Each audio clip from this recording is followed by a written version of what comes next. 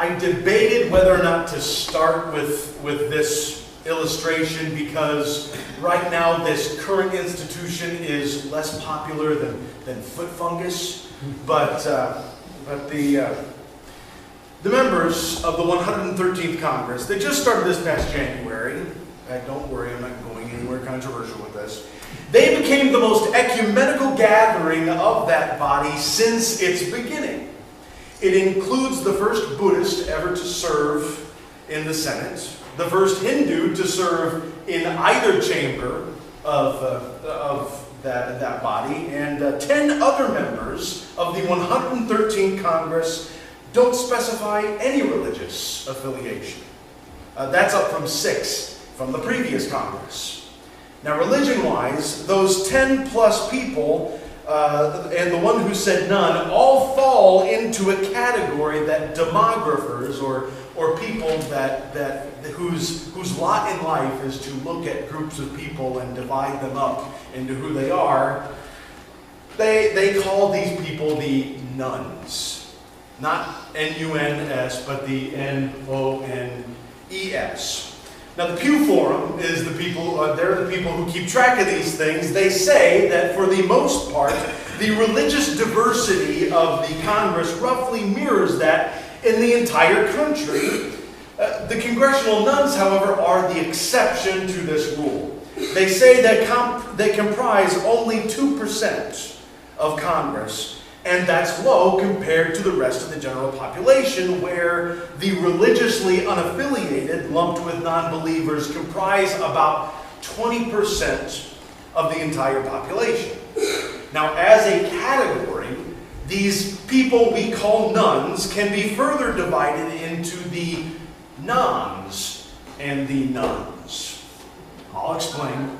In that division, the nuns are those who have not given up on faith, but only on organized religion. You know these people.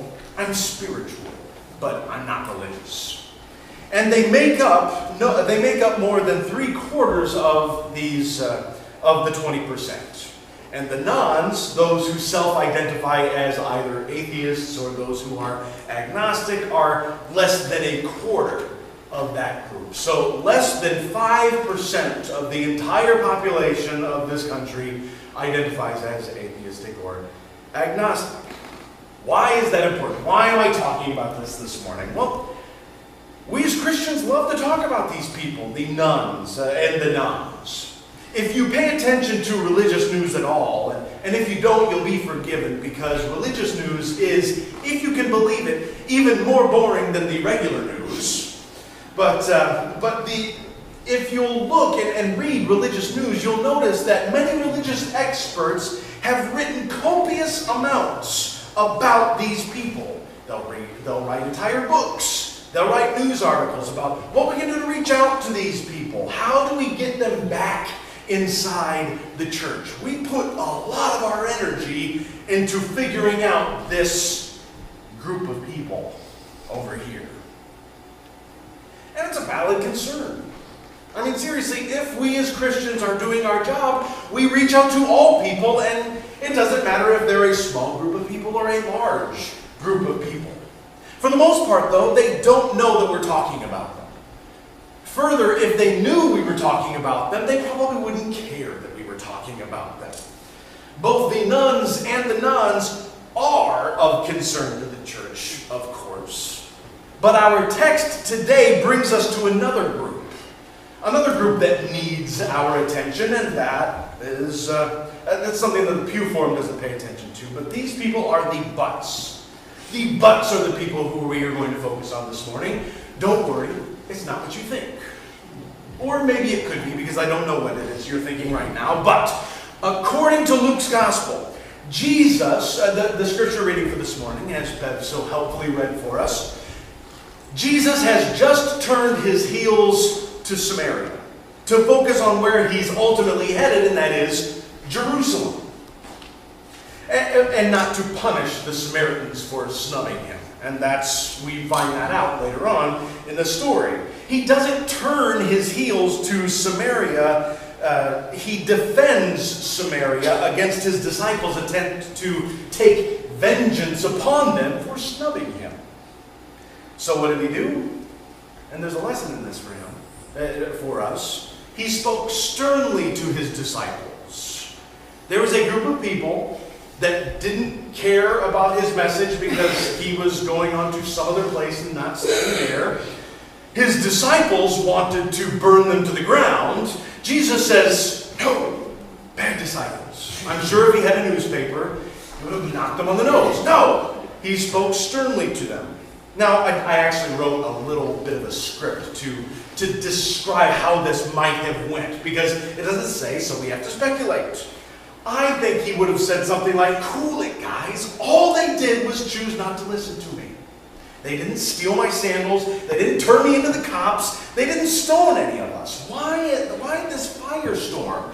It's a bit of an overreaction. In maybe a little stern talk. We don't know what that, I don't know that's what he said, so I have to speculate. So how does Jesus react to people who actually want to follow him? I think that's the more important lesson we need to learn this morning. According to this scripture, and if we just give it a cursory reading, we find out that the people who actually want to follow Jesus, he doesn't react too well at all, at least according to our standards. Now, to listen to Jesus in the scripture, you might expect that these were teenagers negotiating with their parents for more time with their friends before they actually had to take time to clean up their rooms. He was swatting them down left and right. That'll take care of itself. I don't care what everyone else is doing. Finish your chores, then you'll get what you want. But that's not what's happening here, is it? These are people with actual concerns about following Jesus. These are actual human people experiencing human problems, and Jesus is reacting in a way that sort of takes us aback a little bit. Jesus tells them that someone will do the burying, and that they need to drop everything that's not related to coming along this journey to come along on this journey. To a guy who had just lost his father. Someone else just wants to kiss their loved ones goodbye. Jesus essentially tells them that once they start on this journey, they can't look back. They can't look back. The first person Jesus puts the screws to doesn't say anything but, I'm going to follow you. That's all he says, right?